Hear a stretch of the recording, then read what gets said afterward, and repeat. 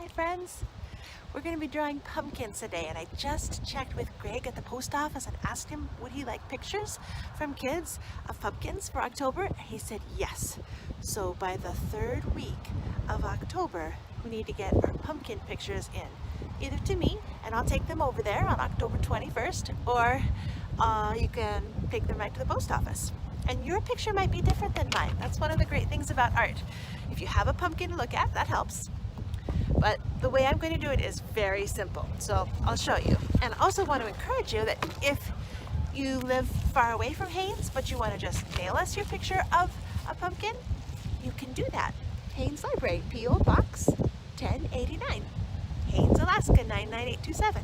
So we could get pumpkin pictures from all over if you want to send them in.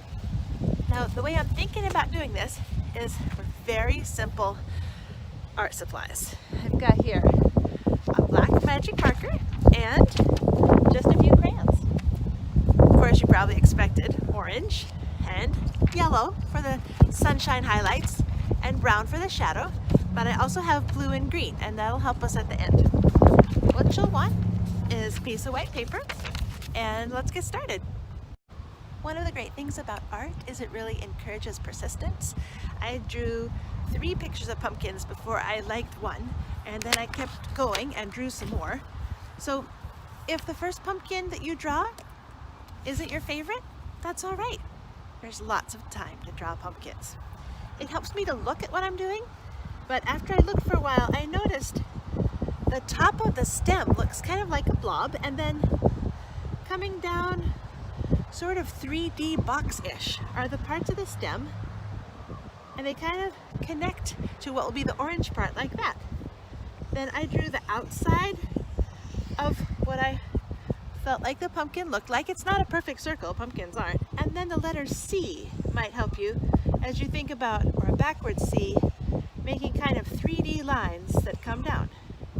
So then you have that shape of a pumpkin. Now, if I'd used a permanent marker, I could freely watercolor paint, but I just used a magic marker. So my next step was to get the crayons involved. And once I got the crayons involved, I was coloring in some highlights. So you can see highlights where the sunshine hits the pumpkin, and also shadows in brown.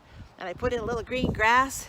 We do have some green grass left, although your grass you might draw in brown or whatever you think will look good. Then when I added the orange, I really pressed hard, and I did up and down straight lines. And then I took a naked blue crayon and put in a little bit of blue, just rubbing on the side of the crayon so it makes kind of a sky-like edge around. If you want to use black, or you'll be able to be creative and make your pumpkin just the way you want it to be. And then be sure to sign it so people know you're the one who did it.